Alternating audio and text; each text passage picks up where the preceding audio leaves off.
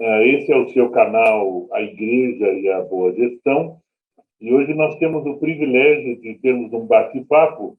O Flávio Sandes, o Flávio tem 44 anos, ele é casado, ele tem uma filha, a Rebeca, e o Flávio ele é um administrador em uma igreja. Então, o nosso papo hoje tem o propósito exatamente de dar a importância devida a esse tipo de pessoa dentro de uma igreja. Seja ele em tempo integral, seja ele em tempo parcial, mas é importantíssimo essa figura junto com a equipe pastoral da igreja. Eu vou convidar o Flávio para falar rapidamente aí um pouco sobre ele, sobre a experiência dele e sobre um pouco do que ele faz aí na igreja. Flávio, está com você, pode falar. Ô Marcão, o privilégio é todo meu. Eu estou me sentindo muito honrado de estar aqui hoje e um tempo muito especial. E eu tenho tido o privilégio de trabalhar na igreja, mas antes deixa eu falar um pouquinho do meu perfil profissional. Eu trabalhei durante pelo menos aí uns 10 a 15 anos na supervisão administrativa de uma multinacional. Era uma empresa que importava um insumo agrícola e distribuía aqui no Brasil, e nesse período, então, eu tive a oportunidade de transitar um pouco aí na área financeira, contábil, fiscal, né? Tive algumas experiências de vivência aí na Secretaria da Fazenda, com exoneração de ICMS por causa do tipo de produto que importávamos. Então, nesse período em que eu trabalhei na supervisão administrativa dessa multinacional, eu tive a oportunidade de transitar um pouco nessas áreas, o que me fez adquirir um pouco de experiência, e experiência essa que eu utilizaria mais tarde, quando então tive a oportunidade de trabalhar na administração da igreja. E, pasmem, né? A gente lida com tudo isso numa igreja também. Ao contrário do que se pensa, né? Isso é interessante, né? Às vezes a gente pensa, a igreja é o local onde a gente vai cultuar ao Senhor, né? É o local que existe única e exclusivamente para isso. Claro, nós sabemos que o propósito principal da igreja é a propagação do evangelho, mas para que ela exista, existe um CNPJ e todas as coisas concernentes a uma instituição, né? Uma PJ propriamente dito. Eu costumo dizer que nós damos legalidade a todas as atividades que são desenvolvidas. Exato, perfeito, é isso mesmo. Mas fala um pouquinho, você também tem uma formação aí na área contábil, né? Financeira. Isso, na verdade, a minha formação é com processos gerenciais, e aí, então, ao longo desse período, como eu disse, né, na empresa que eu trabalhei em São Paulo, eu pude transitar um pouquinho na área contábil e fiscal. Posteriormente, também trabalhei num escritório de contabilidade, onde pude me aprofundar um pouco mais ainda nessa área fiscal. Toda a parte tributária fez com que eu conseguisse enxergar com um pouco mais de profundidade esse universo tributário, né? Tá, mas Flávio, o que você faz na igreja? Vamos lá. Vamos lá. Então tá joia. Aqui na igreja eu cuido de toda essa parte de patrimônio, né? Então eu preciso estar atento a tudo o que nós temos aqui, ao prédio em si. Eu preciso estar atento a médio ou grande porte, digamos assim, o que faz com que nós necessitemos ter mão de obra, né? Então, para ter essa mão de obra, eu digo isso porque em muitas igrejas os trabalhos são realizados por uma frente voluntária, né? No nosso caso, isso já não é possível. Então, por causa dessa impossibilidade, se faz necessária a contratação de mão de obra, né? Então, nesse caso, aí já entra um pouco da experiência que eu adquiri, né, antes de trabalhar com igreja. No mundo Então, eu corporativo. preciso, no mundo corporativo, exatamente. Para Mas, eu. Vinícius, você não falou, não precisa entrar em detalhes caso você não queira, mas de maneira genérica, qual o tamanho da igreja que você está, qual o tamanho dos ministérios que existem, do que nós estamos Uhum. falando, né? Não precisa, se você não quiser dizer o nome, não precisa, mas qual é a sua experiência, o que você enfrenta, né, em termos de igreja? Não, claro, me perdoa, eu Não, tudo acabei bem. esquecendo. Eu trabalho na Igreja Batista da Borda do Campo, é uma igreja hoje com aproximadamente 1.300 membros.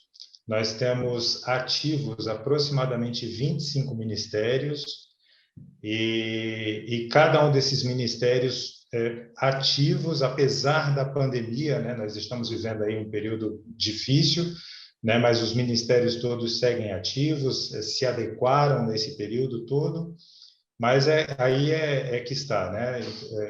Toda essa estrutura precisa funcionar. Então, nós temos, como eu estava mencionando antes, se você me permite, nós precisamos de algumas mãos de obras contratadas. E aí, para isso, a gente faz mediante a lei, né? As contratações são CLT, né? Em alguns casos, nós temos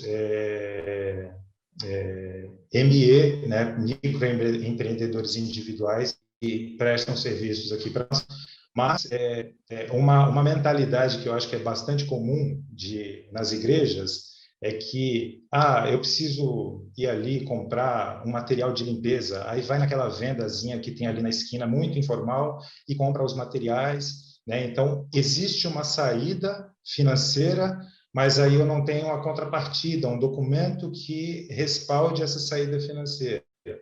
Então, um dos trabalhos que a gente tem aqui na administração é justamente se assegurar de que todas as saídas estarão respaldadas com um documento fiscal, seja na compra de algum produto, seja na compra de algum equipamento, que aí esse equipamento seja para equipamento de som e imagem, alguma ferramenta, isso deve ser devidamente ativado na contabilidade da igreja.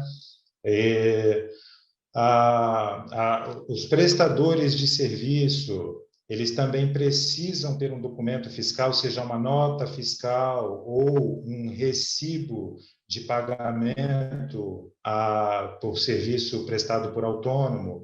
Tudo isso para que os devidos impostos sejam recolhidos, né? Para todos os âmbitos, né? Seja municipal, estadual ou federal. Você citou CLT e você citou MEI. Como é que eu trabalho com voluntariado dentro da igreja? A grande maioria, de fato, é voluntária, né? Nós temos a, a parte da manutenção da igreja, como, por exemplo, a manutenção predial, a parte de limpeza, tudo isso é CLT, né? Nós temos MEI, que presta serviço para a gente na parte administrativa. Nós temos pessoas do Simples Nacional que prestam serviço na área da comunicação, né, com som, imagem, além disso, nós temos alguns fornecedores, claro, né, que prestam serviço para a gente no desenvolvimento das artes, né, a identidade visual da igreja, por exemplo. Você estava conversando agora há pouco sobre retiro. Como é que funciona a parte de contratação dos sítios ou dos locais onde vão realizar esses retiros? Sim. Isso é interessante também, né? Nós temos todas os retiros, as atividades que são feitas fora daqui, nós procuramos sempre estar respaldados por um contrato, né? Um contrato que geralmente é fornecido pela contratada, porém, nós submetemos a análise do nosso corpo jurídico, que aí é um trabalho voluntário. Nós temos um corpo de advogados aqui. E você já teve alguma situação em que o local onde vocês pretendiam fazer o retiro, de alguma maneira, tinha alguma irregularidade, ou não sabia como emitir nota fiscal, ou não sabia que tinha que fazer um contrato, enfim? Qual a tua experiência nisso? Não pegamos nenhuma situação de irregularidade, graças a Deus, mas pegamos situação do contratado ser surpreendido com o fato da igreja estar pedindo um contrato, Sim. né? E aí, quando recebemos um contrato, ficou notório ficou notório que o contrato foi feito assim muito que de última hora, muito Uma mal folha com redigido. alguma coisa. Isso. E aí o advogado fala, puxa vida, eu acho que isso aqui não foi redigido por um Devidamente. profissional. E ele praticamente teve que fazer a redação total Inteira. do Então, no contrato. final, a gente acaba ensinando e quer se Isso. relacionar com a igreja. Um dos motivos, né, que no teu interesse de fazer esse canal é porque a gente teve contato aí com algumas centenas de igrejas. E pelo que você está falando aí, vocês usam dos espaços que vocês têm para estarem abertos à comunidade, pelo que eu estou entendendo, Perfeito. né? Então, muitas vezes, somente igrejas pequenas, eles dizem assim: ah, mas vocês têm quadra, você colocou aí, vocês têm 13 salas, não sei quantos espaços, quadra, cantina. A gente tem lá uma salinha e olhe lá, né? Então, a gente costuma dizer que não importa o tamanho, não importa o recurso que a igreja tem, o que ela tem é fazer com o que ela tem na mão, o que a Bíblia até nos ensina, né? O que é que você tem na mão? Deixa eu te fazer duas perguntas, Flávio. A primeira, as duas, na verdade, têm uma inter-relação, né?